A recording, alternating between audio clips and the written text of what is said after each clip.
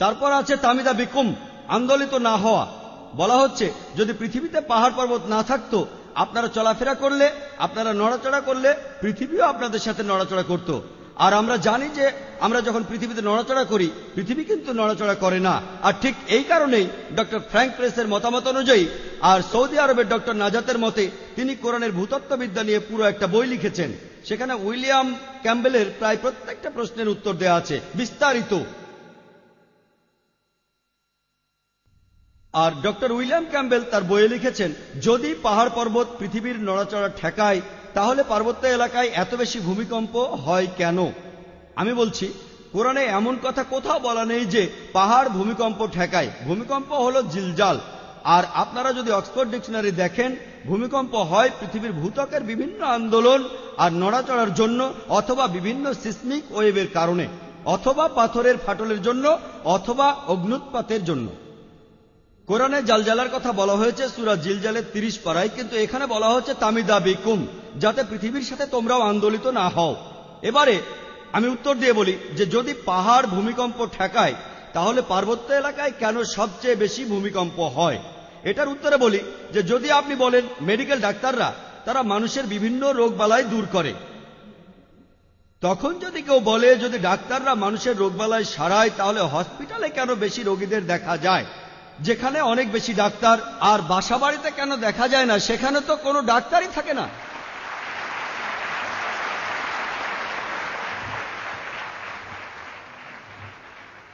এবারে সমুদ্র তত্ত্ব নিয়ে বলি। পবিত্র কোরআনে আছে সূরা ফুরকানের 53 নম্বর আয়াতে যে আল্লাহ সুবহানাহু ওয়া তাআলা দুই দরিয়াকে প্রবাহিত করিয়াছেন, একটি মিষ্ট সুপেয়, অপরটি লোনা খর। উভয়ের মধ্যে রাখিয়ে দিয়েছেন এক অন্তরায়, উভয়ের মধ্যে রাখিয়ে দিয়েছেন এক অনতিক্রম্য ব্যবধান।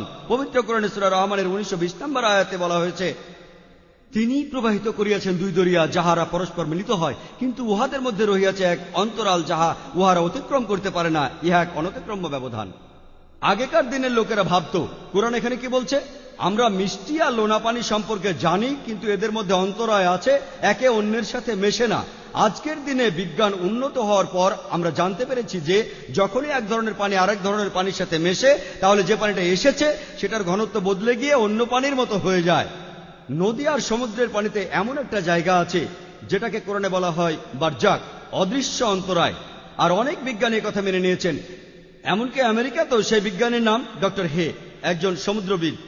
আর ডক্টর উইলিয়াম ক্যাম্বেল তার বইতে লিখেছেন, এটা সবাই আগে থেকেই জানতো। সেই সময়ের জেলেরা দুই ধরনের পানির কথা জানতো, মিষ্টি আর লোনা পানি। আর নবী মুহাম্মদ সাল্লাল্লাহু আলাইহি ওয়াসাল্লাম একবার সিরিয়া গিয়েছিলেন, তখন তিনি হয়তো সমুদ্র দেখেছিলেন, অথবা জেলেদের সাথে তিনি কথা বলেছিলেন। মিষ্টি আর লোনা পানির কথা সবাই জানতো, মেনে নিলাম, কিন্তু মানুষ জানতো না যে এদের মধ্যে একটা অদৃশ্য অন্তরায় আছে। এই সেদিন জেনেছে। এখানে আপনারা যেটা দেখবেন সেটা হলো বারজাক, মিষ্টি পানিও না, লোনা পানিও না। প্রজনন তত্ত্বের কথা ডক্টর উইলিয়াম ক্যাম্বেল তার লেকচারের অর্ধেক সময় ধরে বলেছেন। এখানে তার প্রত্যেকটা পয়েন্ট ধরে যুক্তি খণ্ডনের মতো সময় আমার হাতে নেই। আমি অল্প কথায় উদ্ধৃতি দেব, আশা করি সেটা যথেষ্ট হবে ইনশাআল্লাহ। আর বিস্তারিত জানতে চাইলে আমার ভিডিও ক্যাসেট দেখতে পারেন, কোরআন ও আধুনিক বিজ্ঞান। অন্য ক্যাসেটও দেখতে পারেন, কোরআন ও চিকিৎসা বিজ্ঞান। একদল প্রজনন তত্ত্ব নিয়ে কোরআনের বিভিন্ন তথ্য আর হাদিসের কিছু তথ্য জোগাড় করে নিয়ে গিয়েছিল প্রফেসর কিথ মুরের কাছে। তিনি তখন কানাডার ইউনিভার্সিটি অব টরন্টোতে অ্যানাটমি বিভাগের চেয়ারম্যান এবং হেড অব দ্য ডিপার্টমেন্ট। কোরআনের বেশ কিছু অনুবাদ শোনার পর তার মতামত জানতে চাওয়া হলো। তিনি বলেছিলেন, কোরআন আর হাদিসের বেশিরভাগ কথাই আধুনিক প্রজনন তত্ত্বের সাথে সামঞ্জস্যপূর্ণ, তবে কিছু আয়াত আছে যেগুলোকে আমি সঠিক বলতে পারি না, আবার সেগুলোকে ভুলও বলতে পারি না, কারণ আমি এ সম্পর্কে তেমন কিছুই জানি না। আর এমন দুটো আয়াত হলো কোরআনের প্রথম নাজিল হওয়া দুটো আয়াত, সূরা ইকরা বা সূরা আলাকের প্রথম এবং দ্বিতীয় আয়াতে উল্লেখ আছে যে ইকরা বিসমি রাব্বিকাল্লাযী খালাক, খালাকাল ইনসানা মিন আলাক। পাঠ করো তোমার প্রতিপালকের নামে, যিনি সৃষ্টি করিয়াছেন, যিনি মানুষকে সৃষ্টি করিয়াছেন আলাক হইতে, যে বস্তুটা ঝুলে থাকে জোকের মতো দেখতে কিছু একটা। ডক্টর উইলিয়াম ক্যাম্বেল তার লেকচারে বলেছেন, কোন শব্দের অর্থ বুঝতে গেলে আমাদেরকে জানতে হবে সেই সময়ে শব্দটা কি অর্থ প্রকাশ করত। যে সময় বোর্ডে লেখা হয়েছে, তিনি ঠিকই বলেছেন যে অর্থ বুঝতে গেলে আমাদের বুঝতে হবে সেই সময় শব্দটা দিয়ে কি বোঝাতো, আর সেই সময় লোকজন শব্দটা দিয়ে কি বুঝতো। বাইবেল সম্পর্কে ক্যাম্পবেলের কথা বলতে গিয়ে বলি, আমি তার সাথে সম্পূর্ণ একমত। কারণ বাইবেল লেখা হয়েছে শুধু ইসরায়েলের মানুষদের জন্য, সেই সময়ের জন্য। গসপেল অব ম্যাথিউ এর 10 নম্বর অধ্যায়ের 5 ও 6 অনুচ্ছেদে আছে, তোমরা কেউ জেন্টাইলদের পথ অনুসরণ করো না। এই জেন্টাইল কারা? যারা ইহুদি নয়, হিন্দুরা আর মুসলিমরা, বরং তোমরা ইসরায়েলবাসীদের পথ অনুসরণ করো। ঈসা আলাইহিস সালাম গসপেল অব ম্যাথিউ বলেছেন 15 নম্বর অধ্যায়ের 24 নম্বর অনুচ্ছেদে আছে, আমি শুধুমাত্র ইসরায়েলবাসীদের পথ নির্দেশনার জন্যই পৃথিবীতে এসেছি। তাই যীশুখ্রিস্ট আর বাইবেল শুধু ইসরায়েলবাসীদের জন্যই। যেহেতু বাইবেল তাদের জন্যই ছিল, এই শব্দগুলোর অর্থ আপনাকে বুঝতে হবে, সেই সময়ের শব্দগুলো বুঝতে হবে। তবে কোরআন শুধু সেই সময়ের আরববাসীদের জন্য পাঠানো হয়নি, কোরআন শুধু মুসলমানদের জন্য আসেনি। কোরআন পৃথিবীতে এসেছে পুরো মানব জাতির জন্য, আর কোরআন এসেছে সব সময়ের জন্য। পবিত্র কোরআনে সূরা ইব্রাহিমের 52 নম্বর আয়াতে বলা হয়েছে, সূরা বাকারার 185 নম্বর আয়াতে বলা হয়েছে, আর সূরা জুমার 41 নম্বর আয়াতে বলা হয়েছে যে কোরআন নাজিল হয়েছে পুরো মানব জাতির জন্য, আর মহানবী মুহাম্মদ সাল্লাল্লাহু আলাইহি সাল্লামকে শুধু মুসলিম আর আরবদের জন্য পাঠানো হয়নি। পবিত্র কোরআনে সূরা আম্বিয়ার 107 নম্বর আয়াতে উল্লেখ আছে যে ওয়ামা আরসালনাকা ইল্লা রাহমাতাল লিল আলামিন, আমি তো তোমাকে কেবল বিশ্বজগতের রহমত রূপেই প্রেরণ করিয়াছি।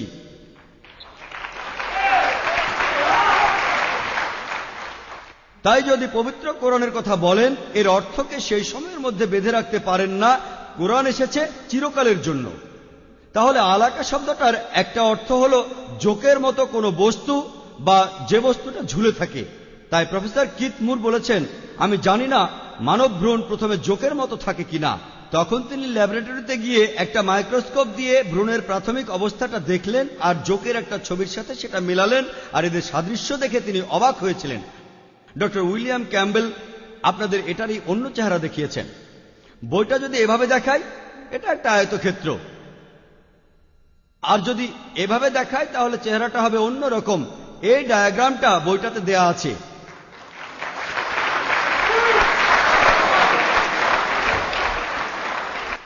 এই ডায়াগ্রামটা আপনারা ডক্টর ক্যাম্বেলের স্লাইডেও দেখেছেন, এগুলো নিয়েও কথা বলবো ইনশাআল্লাহ। ডক্টর কিথ মুরকে 80টা প্রশ্ন করা হয়েছিল।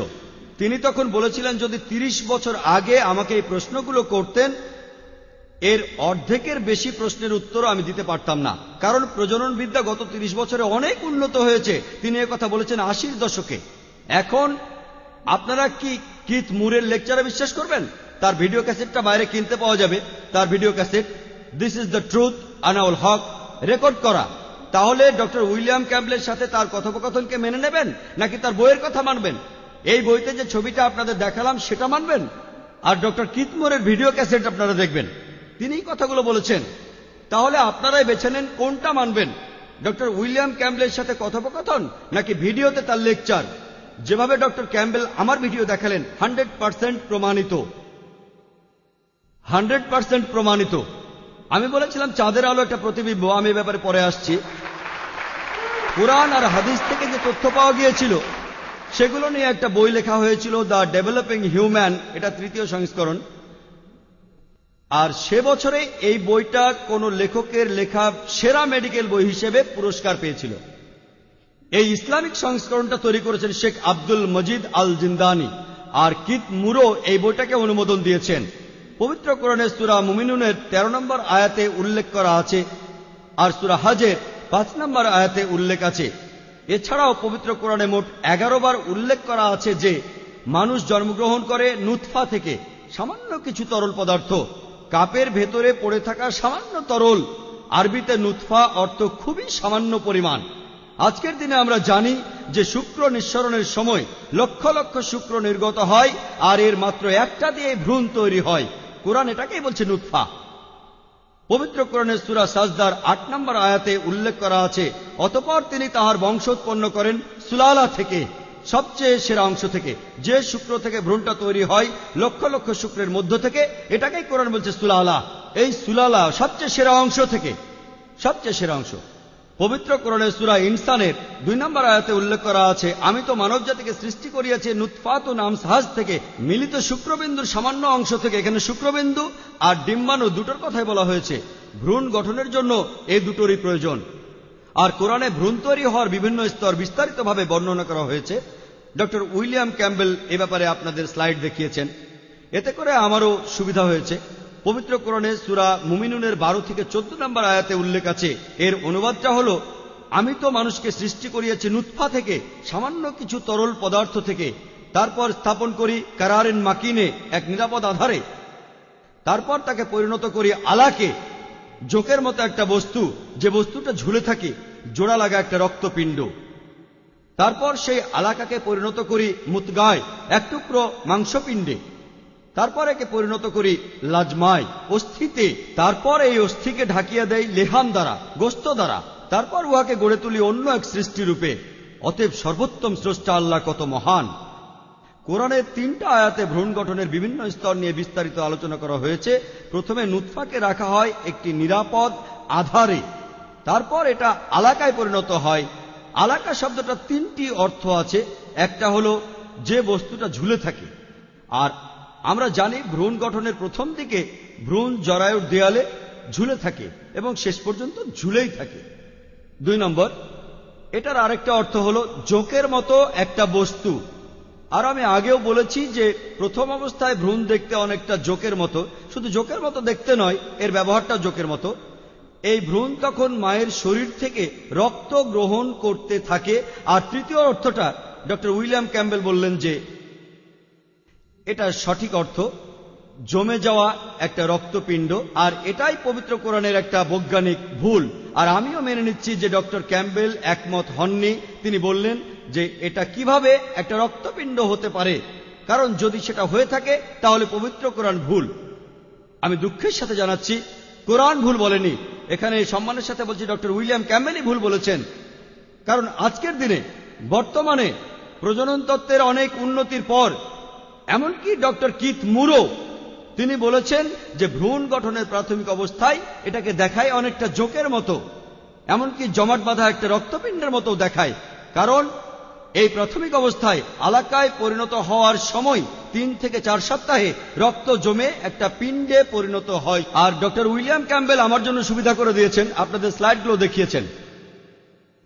আপনাদের দেখতে অসুবিধা হতে পারে, তবে উনি এটাই আপনাদের স্লাইডে দেখিয়েছেন। আর ঠিক এই কথাটাই প্রফেসর কিথ মুর বলেছেন, একটা পিণ্ডের মতো দেখে মনে হয় একটা রক্তপিণ্ড। আর ভ্রূণ গঠনের 3 সপ্তাহের মধ্যে রক্ত চলাচল শুরু হয় না, এটা হয় আরো পরে। তাই এটাকে দেখায় একটা পিণ্ডের মতো। আর যদি আপনারা গর্ভপাতের পরে ভ্রূণটাকে দেখেন, এটাকে দেখায় একটা রক্তপিণ্ডের মতোই। মাত্র একটা কথায় ডক্টর উইলিয়াম ক্যাম্বেলের সব অভিযোগের উত্তর দেয়া যায়। কোরআনে ভ্রূণ গঠনের যে স্তরগুলোর কথা বলা আছে সেগুলো কেমন দেখতে সেটাই শুধু বলা হয়েছে। কেমন দেখতে প্রথমে বলছে, আলাকা কেমন দেখতে, জোকের মতো দেখতে অথবা রক্তপিণ্ডের মতো দেখতে। আর ডক্টর উইলিয়াম ক্যাম্বেল ঠিকই বলেছেন যে মহিলারা তার কাছে এসে বলেন, প্লিজ পিণ্ডটা বের করে দিন। এটাকে দেখায় একটা পিণ্ডের মতোই। আর এখানেও বলা হয়েছে এটা কেমন দেখতে। এটা তৈরি হয়েছে এমন কিছু থেকে যেটা দেখতে পিণ্ডের মতোই, যেটাকে আবার জোকের মতো দেখায়, আর যেটা ঝুলন্ত অবস্থায় থাকে। তারপর কোরআন বলছে, অতঃপর আমি আলাকাকে পরিণত করি মুতগায়, মাংসপিণ্ডে। প্রফেসর কিথ মুর একটা প্লাস্টিকের টুকরো নিয়ে সেটাতে দাঁত দিয়ে কামড় দিয়ে দেখালেন সেটা মুতগার মতো দেখতে। দাঁতের এই কামড়টা দেখতে সোমাইটের মতো। ডক্টর উইলিয়াম ক্যাম্বেল বলেছেন, যখন এই আলাকা পরিণত হয় মুতগায়, তখন এটা ঝুলতে থাকে। এটা থাকে 8.5 মাস ধরে। তাই কোরআন ভুল বলছে। আমি আপনাদের আগেই বলেছি, কোরআন বলছে এটা কেমন দেখতে, এটা দেখতে জোকের মতো, এটা দেখতে একটা রক্তপিণ্ডের মতো, পরে এটাকে দেখা একটা মাংসপিণ্ডের মতো। আর এটা শেষ পর্যন্ত ঝুলেই থাকে। আর এই স্তরগুলো ভাগ করা হয় কেমন দেখতে তার উপর, কাজের উপর নয়। এরপরে কোরআন বলছে, অতঃপর মুতগাকে পরিণত করি লাজমাই, অস্থিপঞ্জরে। অতঃপর অস্থিকে ঢাকিয়ে দেই গোস্ত দ্বারা। ডক্টর উইলিয়াম ক্যাম্বেল বলেছেন, আর আমিও একমত, যে মাংসপেশি আর তরুণাস্থি যেগুলো থেকে হাড় হয় সেগুলো একসাথেই তৈরি হয়। আমি এর সাথে একমত। আধুনিক প্রজননবিদ্যা আমাদের বলে যে মাংসপেশি আর বিভিন্ন অস্থি তৈরি হয় 25তম দিন থেকে 40তম দিন পর্যন্ত। এই স্তরটাকে কোরআনে বলা হয়েছে মুতগা। তবে তখনও পুরোপুরি তৈরি হয় না। এরপরে 7ম সপ্তাহের শেষে এই ভ্রূণ মানুষের আকার নিতে থাকে এই সময় হাড় তৈরি হয়। আজকের বিজ্ঞান আমাদের বলে হাড় তৈরি হয় 42তম দিনে, আর এই হাড় দেখতে অনেকটা কঙ্কালের মতো। এমনকি এই স্তরে যে সময় হাড় তৈরি হয় তখনও মাংসপেশি তৈরি হয় না। তারপর 7ম সপ্তাহের শেষে আর 8ম সপ্তাহের শুরুতে মাংসপেশি তৈরি হয়। কোরআন এখানে ঠিকই বলেছে যে প্রথমে আলাকা, তারপর মুতগা, তারপর লাজমা, তারপর তৈরি হয় মাংসপেশি। এভাবে মানব শিশু তৈরি হয়। এই বর্ণনাটা ঠিক আছে। প্রফেসর কিতমুর বলেছেন ভ্রূণ গঠনের বিভিন্ন স্তর। আধুনিক বিজ্ঞানে এগুলো বলা আছে 1, 2, 3, 4, 5 এভাবে। বুঝতে অসুবিধা হয়। কোরআনে ভ্রূণ গঠনের স্তরগুলো বর্ণনা আছে কেমন দেখতে তার উপর, আর এটাই অনেক সুবিধাজনক। আলহামদুলিল্লাহ। সেজন্যই তিনি বলেছেন মুহাম্মদ সাল্লাল্লাহু আলাইহি সাল্লামকে আল্লাহর দূত বলে মেনে নিতে আমার কোনো আপত্তি নেই। আর পবিত্র কোরআন সর্বশক্তিমান ঈশ্বরের প্রেরিত আসমানি কিতাব। পবিত্র কোরআনে সূরা নিসার 56 নম্বর আয়াতে বলা আছে, এখানে বলা হয়েছে যন্ত্রণা সম্পর্কে। আগেকার দিনে ডাক্তাররা ভাবতো শুধু ব্রেনের কারণেই আমরা যন্ত্রণা অনুভব করতে পারি। আজকের দিনে আমরা জানি ব্রেনের পাশাপাশি আমাদের চামড়ায় কিছু রিসেপ্টর আছে যেগুলোর কারণে আমরা যন্ত্রণা অনুভব করি। এগুলোকে বলা হয় পেইন রিসেপ্টর। সূরা নিসার 56 নম্বর আয়াতে উল্লেখ আছে, যাহারা আমার আয়াতকে প্রত্যাখ্যান করে তাহাদিগকে অগ্নিতে দগ্ধ করিবই। যখনই তাহাদের চর্ম দগ্ধ হইবে তখনই উহার স্থলে নতুন চর্ম সৃষ্টি করিব, যাহাতে তাহারা শাস্তি ভোগ করে। তার মানে আমাদের চামড়ায় এমন কিছু আছে যেজন্য আমরা যন্ত্রণা অনুভব করি, যেটাকে কোরআনে বলা হচ্ছে পেন রিসেপ্টর। প্রফেসর তাগাদা শন, যিনি অ্যানাটমি বিভাগের head of the department Changmai ইউনিভার্সিটির, থাইল্যান্ডের, শুধু কোরআনের এই আয়াতটা শুনেই তিনি মুসলিম হয়ে গিয়েছিলেন। রিয়াদে 8ম মেডিকেল কনফারেন্সে তিনি বলেছিলেন, লা ইলাহা ইল্লাল্লাহ মুহাম্মাদুর রাসূলুল্লাহ, অর্থাৎ আল্লাহ ছাড়া কোনো ঈশ্বর নেই এবং নবী মুহাম্মদ সাল্লাল্লাহু আলাইহি সাল্লাম আল্লাহর প্রেরিত দূত। আমার লেকচারের শুরুতেই আমি কোরআনের একটা আয়াত বলেছিলাম। সূরা ফুসিলাতে 53 নম্বর আয়াতে উল্লেখ আছে, سنريهم آياتنا في الآفاق وفي أنفسهم حتى يتبين لهم أنه الحق أولم يكفي بربك أنه على كل شيء شهيد। আমি উহাদের জন্য আমার নিদর্শনাবলী ব্যক্ত করিব বিশ্ব জগতে এবং উহাদের নিজেদের মধ্যে, ফলে উহাদের নিকট সুস্পষ্ট হইয়া উঠিবে যে উহাই সত্য। কোরআনের এই একটা আয়াত থেকেই ডক্টর তাগাদা বুঝে গেছেন যে কোরআন একটা আসমানি কিতাব। কারো 10টা নিদর্শন লাগে, কারো 100টা নিদর্শন লাগে, আবার কেউ হয়তো 1000টা নিদর্শন দেখার পরও সেই সত্যকে মেনে নেয় না। এইসব লোকদের উদ্দেশ্যে সূরা বাকারার 18 নম্বর আয়াতে বলা হয়েছে, সুম্মুম বুকমুন উময়ুন ফাহুম লা ইয়ারজিউন, তাহারা বধির, মুখ এবং অন্ধ, সুতরাং তাহারা সত্যের পথে ফিরিবে না। বাইবেলে একই কথা বলছে। গসপেল অফ ম্যাথিউয়ের 13 নম্বর অধ্যায়ের 13 নম্বর অনুচ্ছেদে আছে, তাহারা দেখিয়াও দেখে না, শুনিয়াও শুনে না, তাহারা বুঝিতেও পারে না। আর প্রজনন তত্ত্বের অন্যান্য বিষয় নিয়ে আমি পরে কথা বলবো ইনশাআল্লাহ, যদি সময় পাই। আমাকে এখানে অন্য বিষয় নিয়েও বলতে হবে, বিজ্ঞানের আলোকে বাইবেলকে নিয়ে বলতে হবে। এখানে শুরুতেই আপনাদের বলি, পবিত্র কোরআনের সূরা রাদের 38 নম্বর আয়াতে উল্লেখ আছে যে আমি অনেক আসমানি কিতাব প্রেরণ করিয়াছিলাম।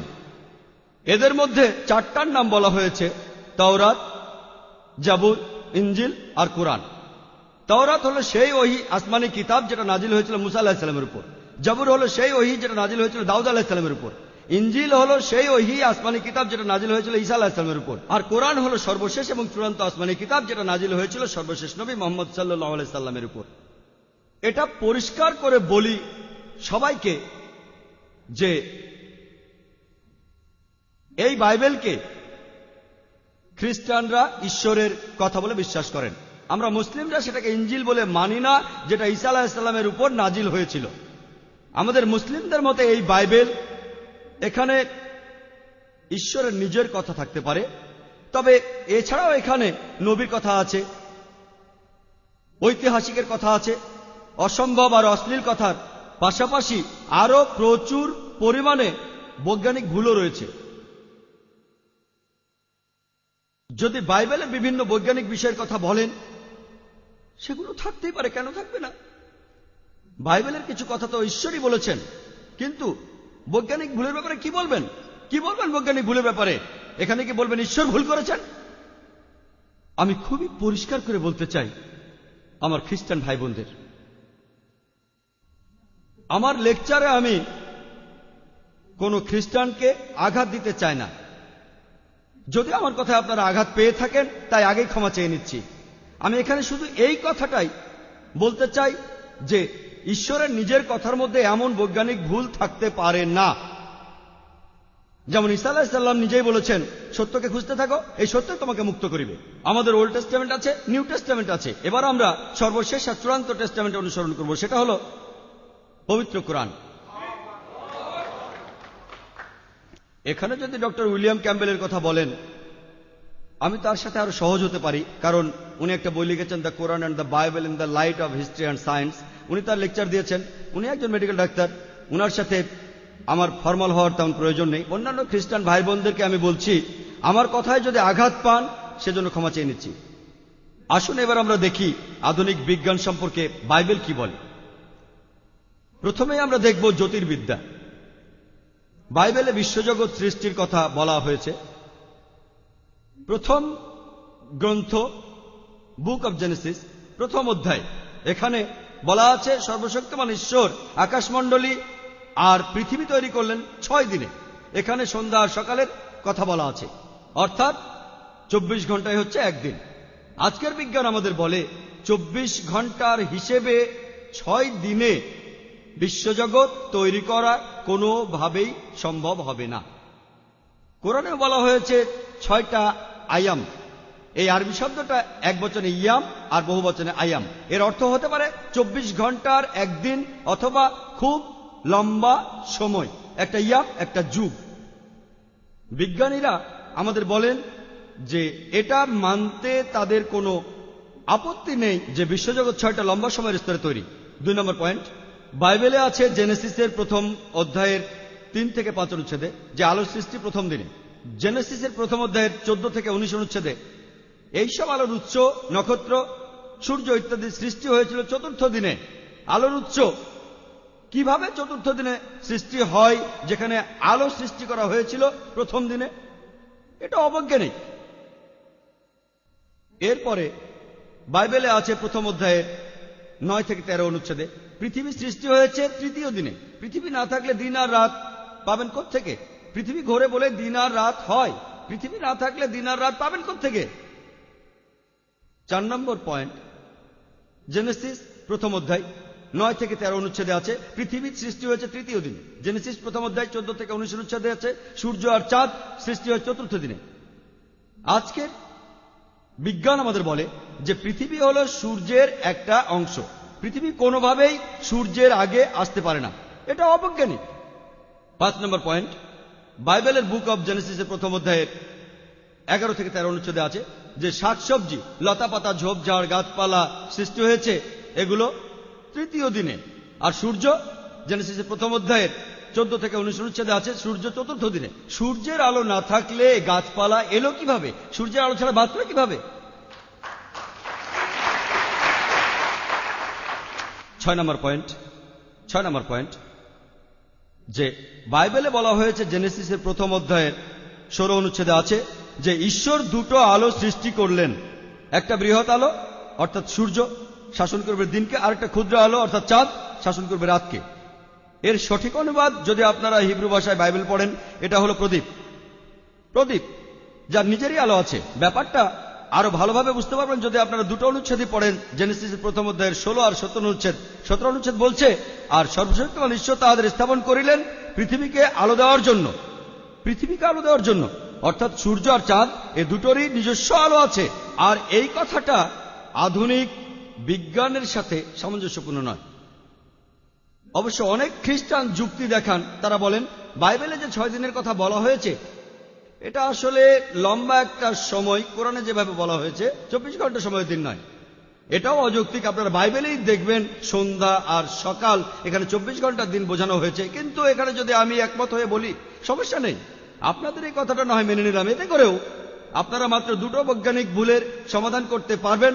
6 দিনের সমস্যা, দ্বিতীয় সমস্যাটা যে প্রথম দিনে আলো, 3য় দিনে পৃথিবী। অন্য 4টা সমস্যা কোনোভাবে সমাধান নেই। কেউ একথাও বলেন যে দিনগুলো যদি 24 ঘন্টার হয়ে থাকে তাহলে গাছপালা কেন আলো ছাড়া 24 ঘন্টা বাঁচবে না? আমি এখানে বলবো, যদি আপনারা বলেন যে গাছপালা সূর্যের আগে সৃষ্টি হয়েছিল আর আলো ছাড়া 24 ঘন্টা বেঁচে ছিল, আমার কোনো আপত্তি নেই। তবে আপনি একই সাথে সময়টাকে 24 ঘন্টার সময় আর লম্বা একটা সময় বলতে পারবেন না। যদি বলেন এটা লম্বা সময়, তাহলে 1 আর 3 নম্বরের সমাধান হবে, তারপরও 4টা বাকি থাকবে। যদি বলেন সময়টা 24 ঘন্টার একদিন, তাহলে শুধু 5 নম্বরের সমাধানটা হবে, 5টা সমস্যা আরও বাকি থাকবে। এটাও অবৈজ্ঞানিক। আমি ডক্টর উইলিয়ামের উপর ছেড়ে দিচ্ছি, হয় তিনি বলবেন এটা হলো লম্বা সময় আর এখানে মাত্র 4টা বৈজ্ঞানিক ভুল আছে, অথবা এটা 24 ঘন্টার সময় আর এখানে বিশ্বজগতের সৃষ্টির ব্যাপারে মাত্র 5টা বৈজ্ঞানিক ভুল আছে। এবার পৃথিবীর সম্পর্কে বলি।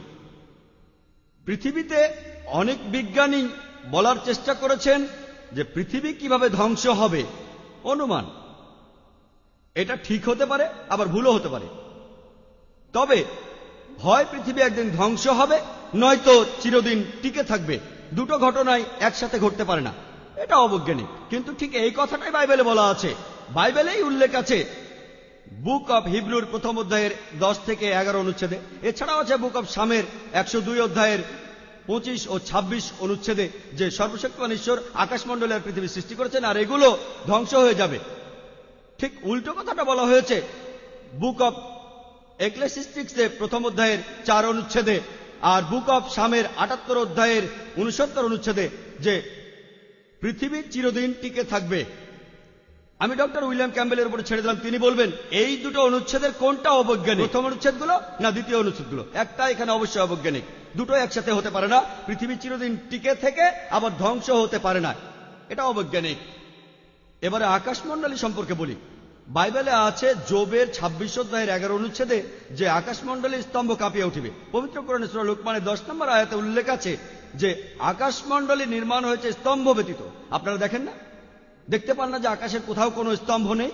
বাইবেল বলছে আকাশের স্তম্ভ আছে, শুধুমাত্র আকাশমণ্ডলের স্তম্ভ আছে এটা নয়। বাইবেলে আছে স্যামুয়েলের 1ম গ্রন্থে 2য় অধ্যায়ের 8 অনুচ্ছেদে, এছাড়াও আছে বুক অব জবের 9 অধ্যায়ের 6 অনুচ্ছেদে আর বুক অব শামের 75 অধ্যায়ের 3 অনুচ্ছেদে যে এমনকি পৃথিবীরও স্তম্ভ আছে।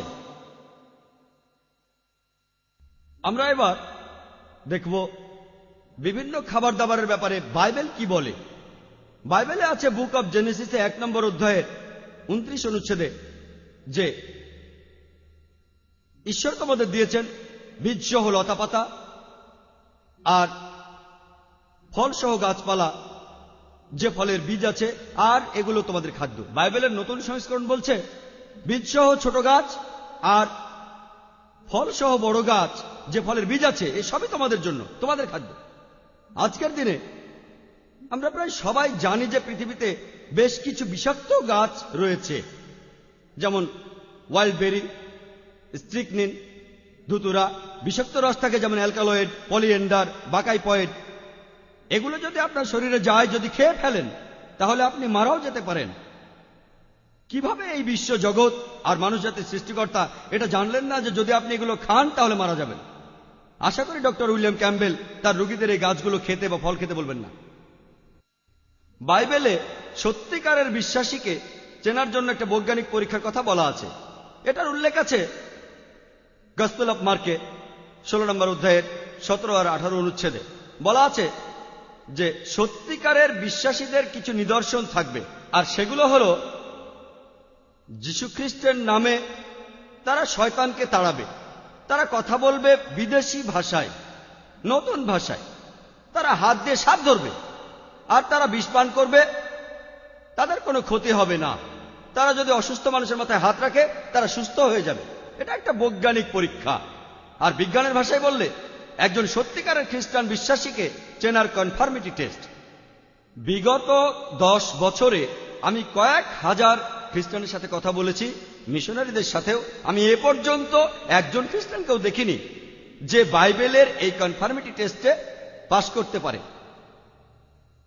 আমি এমন কোন খ্রিস্টানকে দেখিনি এই বিষ খেতে, আমি দেখিনি যে এই বিষ খাবে আর মারা যাবে। আর বিজ্ঞানের পরিভাষায় এই পরীক্ষাকে ফলসিফিকেশন টেস্ট বলা হয়। অর্থাৎ যদি কোনো ভুল লোক এই পরীক্ষা দেওয়ার চেষ্টা করে, বিষ খায়, সে মারা যাবে। আর একজন ভুল লোক পরীক্ষা করার সাহসই পাবে না। আপনি সত্যিকারের খ্রিস্টান বিশ্বাসী না হলে এই পরীক্ষা করার সাহসই পাবেন না, কারণ আপনি যদি টেস্টটা দেওয়ার চেষ্টা করেন আপনি পারবেন না। তাই যে সত্যিকারের খ্রিস্টান বিশ্বাসী নয় সে কখনোই পরীক্ষা দিতে পারবে না। ডক্টর ক্যাম্বেলের লেখা the Quran and the Bible in the light off history and science বইটা আমি ভালোভাবেই পড়েছি, আর ধরে নিচ্ছি যে তিনি সত্যিকারের একজন বিশ্বাসী খ্রিস্টান। আর আমি চাই যে উনি আমাদের সামনে এই ফলসিফিকেশন টেস্টটা দেন।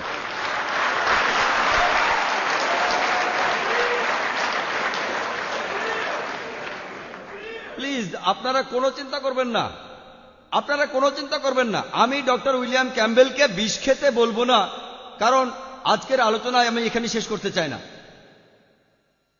আমি যেটা বলবো, আমি শুধু ওনাকে বিদেশি ভাষায় কথা বলতে বলবো, নতুন ভাষায়। আর আপনারা হয়তো অনেকেই জানেন যে ইন্ডিয়া এমন একটা দেশ যেখানে মানুষ হাজারটা ভাষায় কথা বলে। আমি ওনাকে শুধু বলবো যে এই তিনটি শব্দ 100 রুপি, এটা 17টা ভাষায় বলতে। ইন্ডিয়াতে সরকারি ভাষা মাত্র 17টি।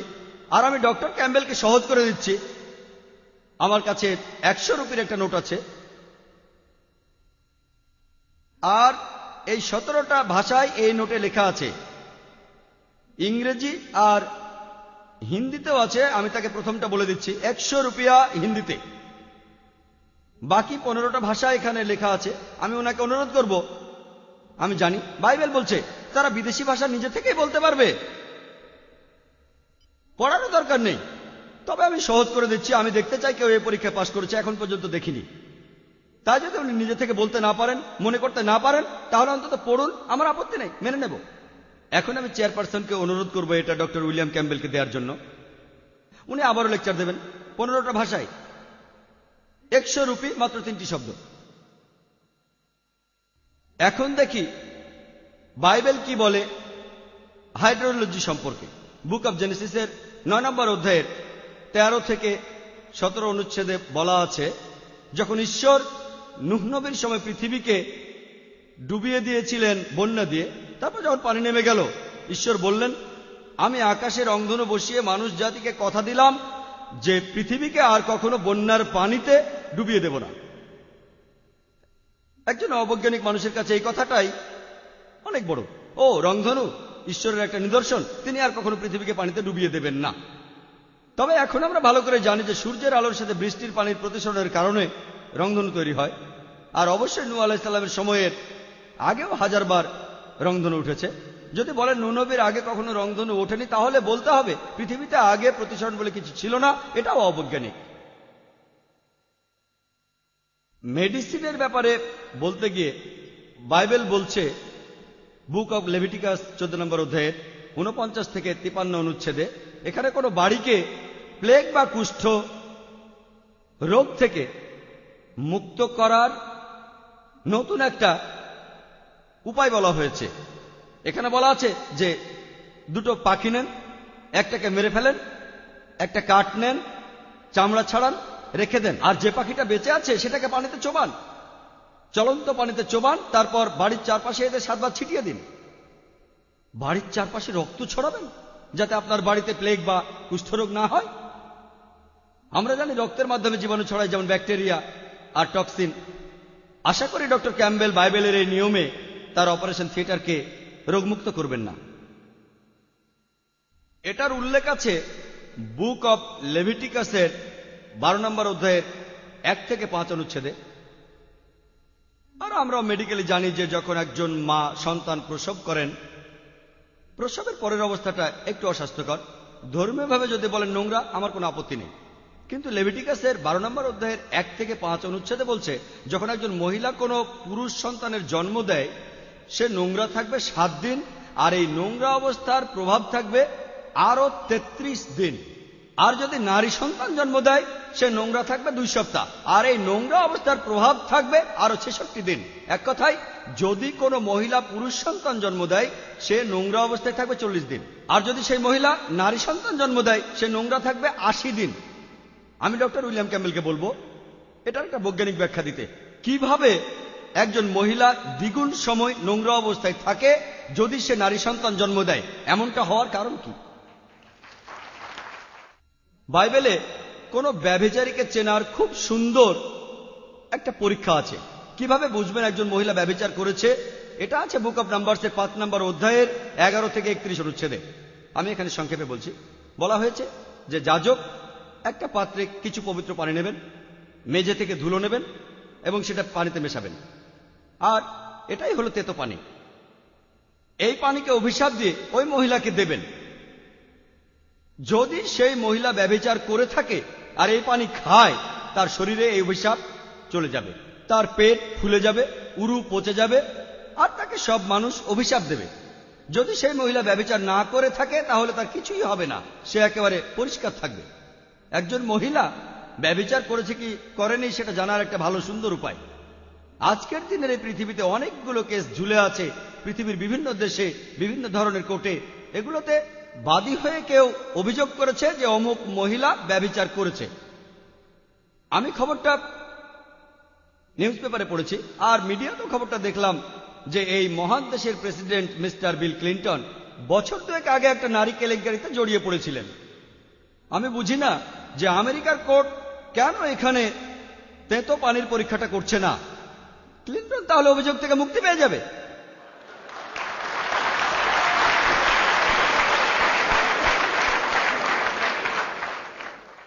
কেন সেখানে কোনো খ্রিস্টান মিশনারি অথবা আমাদের শ্রদ্ধেয় ডক্টর উইলিয়াম ক্যাম্বেলের মতো কেউ একজন এই তেতো পানির পরীক্ষাটা করে মিস্টার প্রেসিডেন্ট ক্লিন্টনকে এই অভিযোগ থেকে মুক্তি দিচ্ছেন না?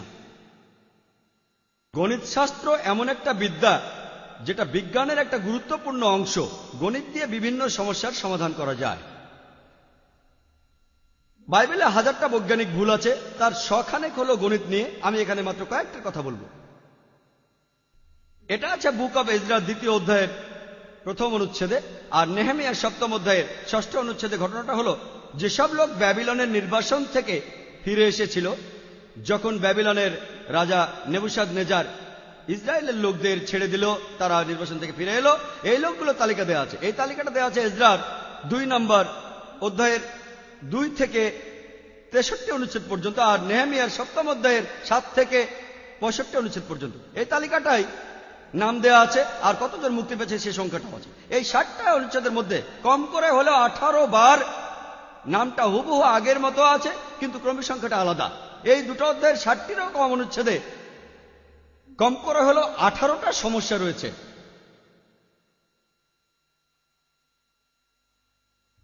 এটা হচ্ছে সেই তালিকা। এখানে খুঁটি খুঁটিয়ে দেখার সময় নেই। এই 60টিরও কম অনুচ্ছেদে কম করে হলেও 18টা সমস্যা রয়েছে। এরপর আরো বলা আছে এজরার 2 অধ্যায়ের 64 অনুচ্ছেদে যে এই লোকগুলোর সংখ্যা যদি যোগ করেন সেটা হবে 42,360 জন। আর বুক অব নেহেমিয়ার 7 অধ্যায়ের 66 অনুচ্ছেদে সেখানেও এই সংখ্যাটা আছে 42,360 জন।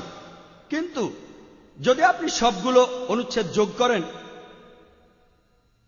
আমি এটা বাসায় বসে করেছি, এটা হলো এজরার তালিকা, এটা নেহেমিয়ার তালিকা। এজরা 2 অধ্যায়, নেহেমিয়ার 7 অধ্যায়। যদি যোগ করেন, আমি বাসায় বসে করেছি, যদি যোগ করেন এজরা 2 অধ্যায়, এখানে সংখ্যাটা 42,360 নয়, এই সংখ্যাটা 29,818 জন। আর যদি নেহেমিয়ার 7 অধ্যায়ের সংখ্যা বের করেন, এটাও 42,360 নয়, এই সংখ্যাটা 31,089 জন। বাইবেল গ্রন্থটার লেখক নাকি সর্বশক্তিমান ঈশ্বর, তিনি এই সহজ যোগটা পারেন না। যদি এই সমস্যাটা আপনি প্রাইমারি স্কুল পাস কোনো মানুষকে দেন, সেও ঠিক উত্তরটা বলতে পারবে। আপনাকে এই 60টা অনুচ্ছেদের সংখ্যা যোগ করতে হবে। খুবই সোজা। সর্বশক্তিমান ঈশ্বর যোগ করতে জানেন না, নাউজুবিল্লাহ। যদি আমরা ধরে নেই যে ঈশ্বরই বাইবেল লিখেছেন। এরপর আরো দেখবেন এজরা 2 অধ্যায়ের 65 অনুচ্ছেদে বলা আছে 200 জন পুরুষ নারী গান গাচ্ছিল। নেহেমিয়ার 7ম অধ্যায়ের 67 অনুচ্ছেদে 245 জন পুরুষ নারী গান গাচ্ছিল। এখানে কি 200 জন গান গাচ্ছিল নাকি 245 জন গান গাচ্ছিল? কথা একটাই, এটা একটা গাণিতিক ভুল। আরো আছে দ্য সেকেন্ড কিংসে 24 নম্বর অধ্যায়ের 8 অনুচ্ছেদে যে জোহাচিন 18 বছর বয়সে জেরুজালেম শাসন করা শুরু করেন, আর তিনি জেরুজালেমকে শাসন করেন 3 মাস। সেকেন্ড ক্রনিকলস 36 নম্বর অধ্যায় 9 নম্বর অনুচ্ছেদে বলছে যে জোহাচিন 8 বছর বয়সে জেরুজালেম শাসন শুরু করেন আর শাসন করেন 3 মাস 10 দিন। জোহাচিনের বয়স তখন কি 18 বছর ছিল নাকি 8 বছর ছিল? তিনি কি 3 মাস শাসন করেছিলেন নাকি 3 মাস 10 দিন শাসন করেছিলেন? এরপর আরো আছে দ্য ফার্স্ট কিংসে 7ম অধ্যায়ের 26 অনুচ্ছেদে যে সলোমন তার মন্দিরে তার গলিত সাগরে তিনি 2000 বার গোসল করেছিলেন। আর সেকেন্ড ক্রনিকলের 4th অধ্যায়ের 5ম অনুচ্ছেদে বলছে তিনি 3000 বার গোসল করেছিলেন। তিনি কি 2000 বার গোসল করেছিলেন নাকি 3000 বার করেছিলেন? আমি উত্তরটা ডক্টর উইলিয়াম ক্যাম্বেলকেই বলতে বলবো এর মধ্যে কোনটা ঠিক। এখানে পরিষ্কার একটা গাণিতিক ভুল আছে। এছাড়াও এটার উল্লেখ আছে দ্য ফার্স্ট কিংসে 15 নম্বর অধ্যায় 33 অনুচ্ছেদে যে বাশা মারা গিয়েছিল আশা রাজ্যে তার রাজত্বের 26তম বছরে। আর সেকেন্ড ক্রনিকলের 16 নম্বর অধ্যায়ের 1 অনুচ্ছেদে আছে যে বাশা জুদা রাজ্য দখল করেছিল আশায় তার রাজত্বের 36তম বছরে। কিভাবে বাশা তার মৃত্যুর 10 বছর পরে আক্রমণ করে? এটা অবৈজ্ঞানিক। আমি ডক্টর ক্যাম্বেলের জন্য একটু সহজ করি যাতে করে উনি উত্তরগুলো দিতে পারেন। আমি পুরোটা এবার সংক্ষেপে বলছি। وَمِنْ آيَاتِهِ اللَّيْلُ وَالنَّهَارُ وَالشَّمْسُ وَالْقَمَرُ لَا تَسْجُدُوا لِلشَّمْسِ وَلَا لِلْقَمَرِ وَاسْجُدُوا لِلَّهِ الَّذِي خَلَقَهُنَّ إِن كُنتُمْ